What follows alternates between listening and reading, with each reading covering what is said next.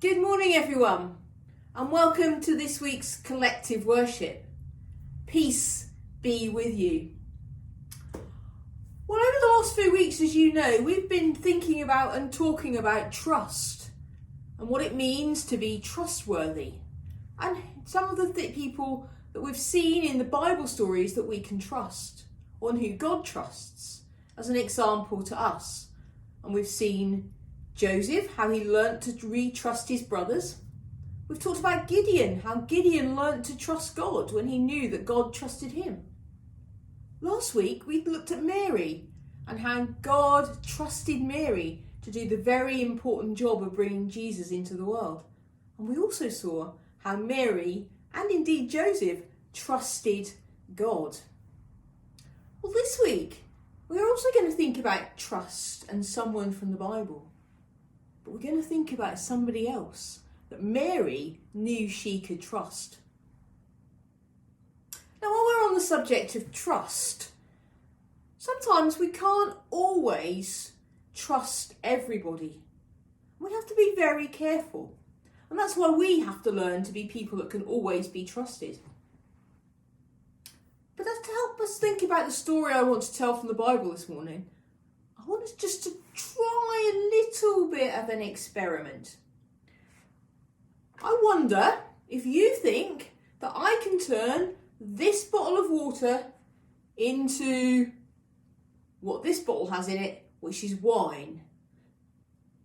Well, I think I can turn water into wine. Do you trust me to do that? Should we have a go? Okay, I have got a bottle of water. It's definitely only water. Certainly is if I can get inside it. Definitely only water. To prove that, I'll have a swig. Okay, just ordinary, straightforward water.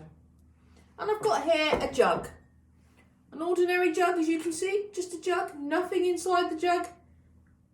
Just a jug. I'm going to pour my water into the jug. You hear the water going in? I'm going to swirl it around a bit.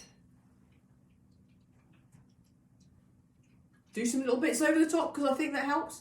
And let's see what happens. I think I might have turned my water into wine. Let's have a look.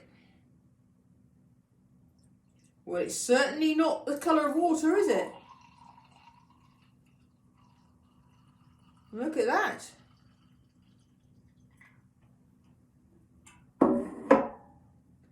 From that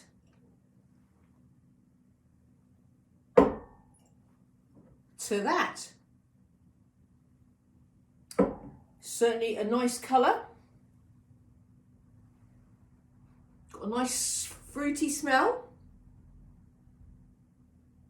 Guess I had to taste it.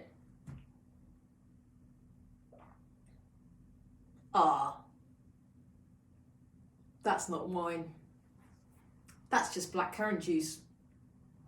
You see, I know that I can't turn water into wine. And I know that by pretending I can, I'm playing a trick on you. And you would have to learn not to trust me when I'm telling and playing a trick on you. But that doesn't mean that I can't be trusted at other times. It means that that is not the right thing to do to show someone that I can be trusted. But you know, Mary had a different idea about Jesus. Mary and Jesus went to a wedding. It was a big wedding in Cana. And there was lots of people. And weddings in those days just went on for days and days and days. And not long after all the guests had got there, and Jesus had brought all his disciples with him. So they'd all piled in and they were having fun. They were dancing. They were drinking the old wine and stuff like that. And suddenly the servants realised that the wine was running out. Now, if the wine ran out, that was a really bad thing to happen in those days. It showed that the bridegroom was not a good host. And it would give them some big stigma as a family as time went on. And the servants weren't sure what to do. So they went to Mary and said, "What are we going to do? We don't know what to do. We need to get some more wine from somewhere. Well, they couldn't just pop down the road to the local co-op or Sainsbury's or Tesco's or anywhere else that sells wine. So they were quite concerned. And Mary said, "Trust my son, ask Jesus." And the servants went and asked Jesus, and Jesus said, "Well, what am I supposed to do about it?" He said to Mary, "Mary, my time hasn't yet come. It's not time for me to show people who I really am."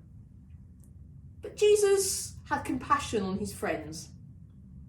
And so he said to the servants, "Bring me some stone jars full of water."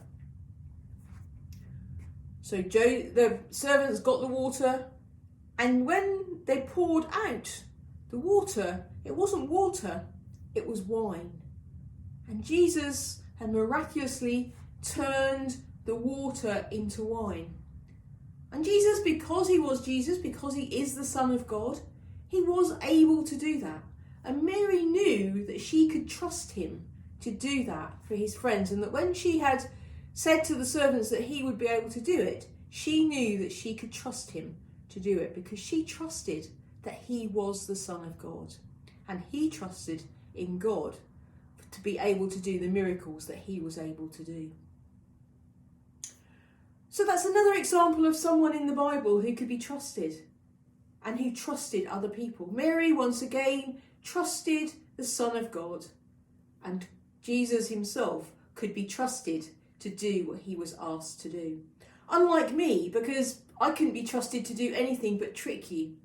And as we go through life, there will be people that will pretend that they are something that they're not, that they want to do something, or they'll ask you to do something. But perhaps you have to stop and think sometimes, is that the right thing to do?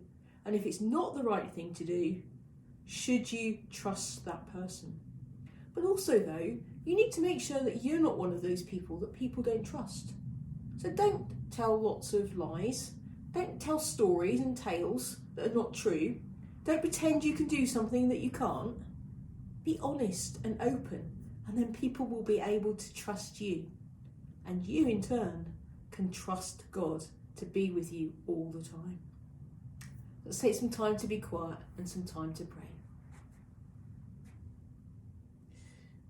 Dear God, thank you that we can trust Jesus. Thank you that we can trust you.